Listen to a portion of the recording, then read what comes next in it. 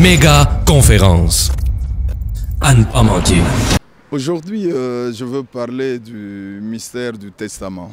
Je veux parler du testament. J'ai montré ce que le chrétien doit faire pour que ce que Dieu a promis puisse se réaliser. Et aujourd'hui, je montrerai au peuple de Dieu ce que Dieu, Christ lui-même, a accompli pour que le livre de promesses soit ouvert. Donc aujourd'hui, je veux montrer que le livre de promesses est déjà ouvert et que le Seigneur Jésus-Christ a fait certaines choses pour que les chrétiens aujourd'hui soient participants à la gloire de Dieu, participants aux promesses de Dieu, participants à la richesse de Dieu. Voilà un peu ce qu'on va montrer au peuple de Dieu aujourd'hui. Nous parlons du mystère du testament. Alors le peuple sera en haleine. Oui, le peuple sera richement béni. Le peuple sera béni. Nous sommes venus pour bénir le peuple de Dieu. Nous croyons qu'encore ce soir, le peuple sera richement béni. Révérend Mukendi, vous êtes un organisateur chevronné. Vous vous entourez toujours de gens de qualité, de grands hommes de foi qui ont fait leurs preuves avec Dieu. Et vous parlez de votre ami comme étant un conservateur. Oui, conservateur, ce n'est pas dans le sens de vouloir dire que lui, il ne change pas, il n'est pas flexible. Non, c'est dans le sens qu'il est conservateur, comme moi, je le suis aussi un conservateur des valeurs chrétiennes. Il y a des valeurs auxquelles on ne peut pas se détacher.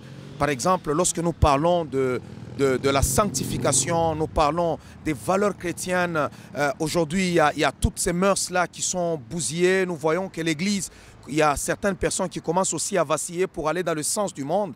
Là, nous sommes des conservateurs. C'est pour cela que je le présente pour dire c'est un conservateur. Donc c'est une valeur. On a besoin des gens qui peuvent avoir toujours cette nature à conserver ce que le Christ nous a laissé. Puisqu'il nous a dit, allez, faites toutes les nations mes disciples, mais enseignez-leur ce que je vous ai prescrit. Donc, c'est très important d'avoir des conservateurs et nous avons un conservateur au milieu de nous qui, même quand nous parlons pour dire « waouh », parce qu'il y a des gens aujourd'hui, même quand on leur dit « Dieu te bénira », ils disent seulement « oui, amen ». Mais il vit dans le péché. « Dieu te bénira », « oui, amen ». Il vit en concubinage. « Dieu te bénira », « oui, amen ». Il est escroc. Non, ce n'est pas ce Dieu-là que nous présentons. C'est pour cela que nous parlons du conservatisme. On dit qu'il y a des conservateurs aussi dans ce domaine-là. Et le pasteur Aaron en est un et j'en fais aussi partie. Pasteur Aaron, est-ce que c'est difficile d'avoir ce discours un peu contre-courant par rapport aux valeurs du monde, d'avoir ce conservateur-là que vous êtes? Est-ce que c'est difficile à soutenir, à maintenir ce poids-là? Je sais que ce n'est pas facile parce que la pression est forte, la pression du monde est forte. Mais nous sommes de ceux-là à qui le Seigneur a fait grâce par le Saint-Esprit à garder la parole de Dieu. Moi, comme votre pasteur, donc nous avons accepté de porter le poids là, peu importe tout ce qui peut arriver, peu importe ce que le monde peut penser, mais nous avons cru au Seigneur pour garder la parole de Dieu.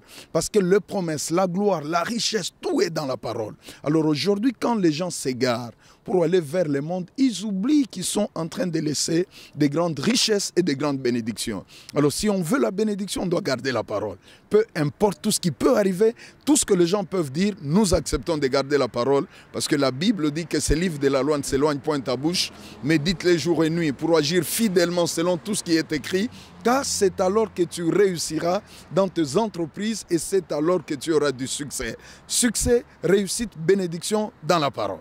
Révérend Mukendi, pour terminer, d'être solidement enraciné comme un chêne dans vos valeurs chrétiennes plutôt que d'agiter comme le roseau, est-ce que c'est facile? Non, être enraciné, pour moi, je dirais aujourd'hui que je suis fier de ce que je suis dans le Seigneur. Je suis fier aussi, je calcule quand on a des amis. Ouais, on a des conservateurs, on a d'autres qui peuvent être un peu ceci et tu as des amis qui peuvent veiller aussi sur toi, qui peuvent te dire là, fais attention. Et ça, c'est très important. Ça fait que nous ne puissions pas être comme des roseaux agités. Si aujourd'hui, j'ai quelque chose qui ne marche pas correctement, lui, il me parlera. Il me dira non, ça, ce ne sont pas nos valeurs. Ça ce n'est pas toi. Vite, je vais comprendre. S'il veut faire quelque chose qui n'est pas correct, je vais lui dire Alors, c'est pourquoi il faut choisir les amis comme il le faut. Et c'est très, très, très important. Sur ces paroles sages, bonne soirée. Pour accomplir de grandes choses dans ta destinée.